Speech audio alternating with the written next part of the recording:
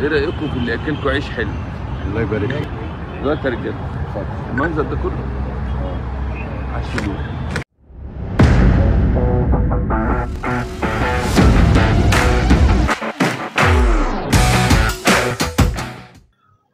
السلام عليكم يا جماعه، انا مش طالب منكم اي حاجه.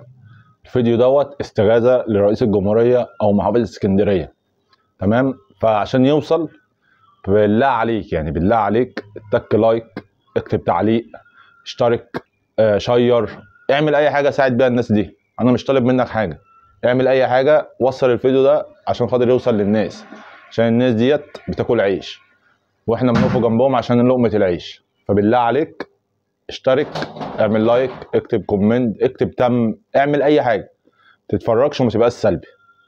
شكرا. السلام عليكم ورحمه الله وبركاته. طبعا يا جماعه معلش احنا اسفين دوشينكم معانا، بس احنا مش عارفين نوصل صوتنا للمسؤولين. احنا دلوقتي نازلين من بيوتنا بالليل، واحنا اصلا بنصحى من الساعه 5 الفجر. نازلين من بيوتنا بالليل ان احنا سمعنا كلام ان هم ممكن يهدوا الصناديق. طبعا احنا بنوجه رسالتنا ديت طبعا لاستغاثتنا اولا لسياده الرئيس، وبعد منه طبعا سياده المحافظ الراجل الشريف اللي بيدعمنا، واللي احنا طبعا سامعين عنه كل خير من قبل ما يجي، وان الراجل دوت لما بيقول كلمه بيبقى وعد. طبعا سياده المحافظ جالنا من فتره واتكلم معانا ووعدنا النهارده ان هو هيساعدنا وهيقف جنبنا وهيدعمنا وهناكله عيش كويس وهنطور المكان وهنجمله وهنفضل في مكاننا. طبعا بعد كده بدا الكلام يتغير. رحنا ناس مننا مدتها اللي هي التسريح اللي هو 3 شهور دوت، كل 3 شهور يتجدد. فالتسريح طبعا راح ياخدوا تسريح، ما عطوهمش تسريح. قال لك دلوقتي في قرارات جديده، اللي عاوز ياكل عيش يروح مكان تاني. احنا طبعا قلنا قبل كده ان احنا ما نعرفش مكان تاني، وان ده مكاننا ومكان جدودنا، والسنه والمينا ديت بقى له عمرها اكتر من 80 جنيه. احنا بنناشد سياده المحافظ وبنستغيث بيه ونقول له سيادتك وعدتنا، وعارفين ان كلام سيادتك عهد. ازاي حضرتك توعدنا واحنا نقول لحضرتك هنشيل الصناديق وهنعمل لحضرتك هتؤمر بيه وهنقف ايدينا في ايدين حضرتك ونسمع ان الصناديق هتتهد واحنا مش موجودين، وحضرتك احنا ما اجتمعناش معاك وما نعرفش ايه اللي هيتم معانا وما نعرفش احنا واقفين ليه وما نعرفش اي حاجه. كل ما نروح لجهه تقول لك انت احنا مش موقفينك. احنا سيادتك بعد اذنك عاوزين نجتمع معاك وعاوزين نعرف وضعنا ايه، وسيادتك الوعد اللي حاطته لنا هتعمل معانا ايه. احنا دلوقتي سيادتك مش عارفين احنا اللي بيتم معانا ايه. ناس حالها وقف وناس مش لاقيه تاكل بيوتها، وكل الناس من اللي واقفين ديت اصلا دول صحابات المراكب. يعني كل راجل من دول اضربوا سيادتك ب3 و4 وممكن 5 كمان. في ناس بتشيل رخصها، لما هتراجع الرخص هتلاقي ناس رخصتها فيها 5 افراد. فكل الناس دي بعائلاتها بالناس اللي معاها بعائلاتها كلهم في رقبه حضرتك، والوعد اللي هتطه لنا احنا بنوصل من حضرتك ان انت تجتمع معانا وتقول لنا انت قلت لنا هتقف معانا. سيادتك احنا مش شايفين لقمه عيشنا هنا وحياتنا هنا، واللي هيفيد البلد احنا معاه، بس سيادتك من غير ما نتشال. احنا بقالنا 80 سنه وسيادتك انت يعني عارفين ان سيادتك راجل خير، وان سيادتك النهارده عمرك ما هتاذي حد ولا هتقطع لقمه عيش حد ولا هتضر حد. فاحنا نقلنا من هنا ضرر. فبنقول لحضرتك احنا عاوزين نجتمع معاك زي ما وعدتنا ونشوف اللي هيتم معانا. الصناديق هتتهد زي ما حضرتك قلت، بس انت حضرتك قلت لنا هتعمل منظر جديد وهتعمل لنا حاجات جديده وحاجات بس، واحنا مكاننا. احنا دلوقتي رخصنا واقفه وحياتنا واقفه، في ناس مش بتاكل عيالها، في ناس اصلا مش لاقيه تاكل. فسيادتك بعد اذنك تبص لنا وزي ما وعدتنا عاوزين نجتمع معاك. كل اللي طالبينه نجتمع مع حضرتك. احنا مش مستنيين اما حد يجي يهد الصناديق دي على العده دي. احنا رحنا دول المحافظه النهارده ناس مننا وقالوا لنا مفيش قرار ان الناس تتنقل من هو. في قرار اهوت في ايديا، احنا جبنا صوره منه بسعينا وعشان احنا خايفين على لقمه عيشنا.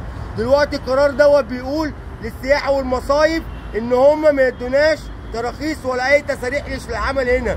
يبقى سيادتك منين؟ مفيش كلام من ده. سيادتك اهوت القرار بالامضاءات اللي عليه بكل شيء. يعني المراكب ماشي مين؟ بيدفعوا ضرايبنا وتاميناتنا وكل حاجه بتطلب مننا كل 3 شهور. سيادتك اللي بيحصل ده لصالح مين؟ لصالح مين؟ احنا جزء من الشعب، احنا النهارده بندعم البلد وبندعم كل حاجه في البلد وبنساعد البلد وبننتج في البلد. احنا ناس لو قعدنا في يوم في بيوتنا مش هناكل ومش هندخل دخل البلد، فاحنا لازم كل يوم نصحى ونشتغل وننتج عشان ندي لبلدنا وعشان الدنيا تمشي وعشان ناكل ولادنا وعشان بلدنا النهارده تقف على رجليها.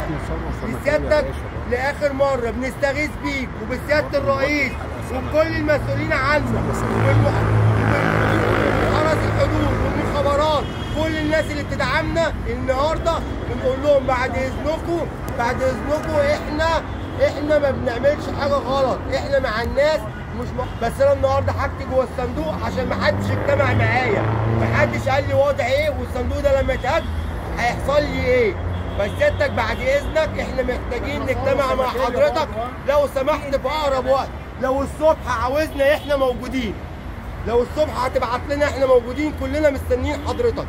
وشكرا واحنا اسفين. السلام عليكم ورحمه الله وبركاته.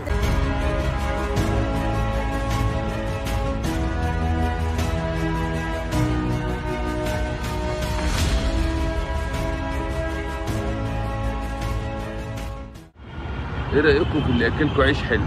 الله يبارك فيك. دلوقتي يا رجاله المنظر ده كله عشلوه خلاص، هتعمل لكم منظر حضاري حته كده.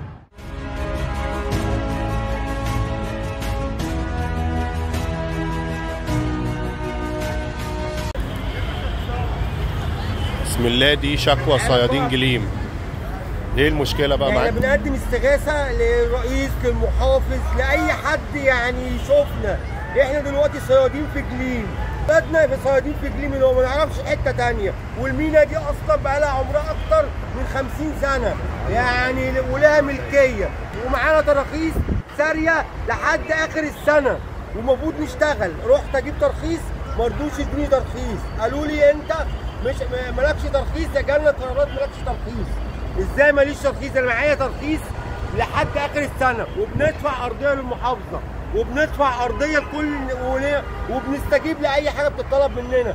عملوا لنا سنه بتاخد تراخيصك وكله من المحافظه عادي وبتدفع الرسوم وكل حاجه وملتزمين بكل حاجه، والمينا ما فيهاش اصلا اي مشاكل. بيدفعوا تامينات وضرايب وطول عمرنا عايشين هنا وبندفعوا تامينات وضرايب. قد الضرايب كانت حاجه بسيطه بقت الافات وبندفعها وصابرين وساكتين وبنتكلمش في حاجه ومش معترضين على اي حاجه بتحصل وعايشين، مش عاملين اي مشكله ولا اي حاجه صدر منكم اي مشاكل ولا اي حاجه. ما صدرش مننا اي حاجه، راضيين بكل حاجه يعني ما يعني احنا قاعدين شغالين. رحت اجيب مده باخد مده كل 3 شهور ومعايا ترخيص ساري لاخر السنه. رحت اجيب مده قال لك مالكش مده. ازاي ماليش مده؟ قال المحافظ الجديد قال النهارده ان مالكش مده من اول دلوقتي في قرار جديد. طب انا معايا ترخيص ساري لاخر السنه، ازاي ما تشغلنيش؟ ازاي توقف ورقي؟ طب انت الترخيص اللي معايا اللي هي ورقه قانوني والمينا دي لها ورقه قانوني، مشيني بيها وما يخلص عقدي يبقى مشيني. وبتقولوا المينا ليها عقد مظبوط في المحافظه، يعني المحافظه اللي هي عايزه تمشيكوا فيها عقد مطلعه قبل كده عقد رسمي ان ليكوا 15 متر. احنا ما عندناش مشكله. انا قال لي روح المحافظه لو عطاك جواب انا هديك ترخيص تسرح، ما عطاكش جواب. قلت مش هيديني جواب، يعني معناه انا مش هاخد جواب. قال لك هتروح تاخد جواب، الجواب اللي هتاخده هيقول لك عاوز تروح تشتغل منين؟ يعني انا اسيب مكاني وامشي. وعندنا ناس كبيره وعندنا ناس ومعانا ناس عندها 80 سنه شغالين معانا. بعد على ايه؟ احنا المطلوب مننا لو انتوا النهارده عاوزين اي حاجه تتغير في المكان او في حاجه مضايقاكم نعملوها، بس ما تمشوناش. احنا شوفوا ايه اللي مضايقكم، المنظر يعني مستعد تجمل المكان اي منظر يمشي مع تجميل زي الفل. شيلوا الصناديق ونشوفوا لنا اي مكان نشيلوا حاجاتنا فيها، بس ما تمشوش مراكبنا. دي الصناديق اهي وطول عمرها مينا وكذا مره كانت هتتشال، وبس موقفنا القانوني ما مشيناش من اهوت. المحافظ الجديد عايز يمشينا. بعد كل دوت احنا مش معترضين على اي حاجه الا واحنا مخالفين فيها. نقعد ونتكلم ونتفاوض ونشوف محتاجين ايه. تمام. احنا بنناشد الرئيس بنناشد المحافظ بنناشد كل الناس. دي استغاثه، احنا نروح فين؟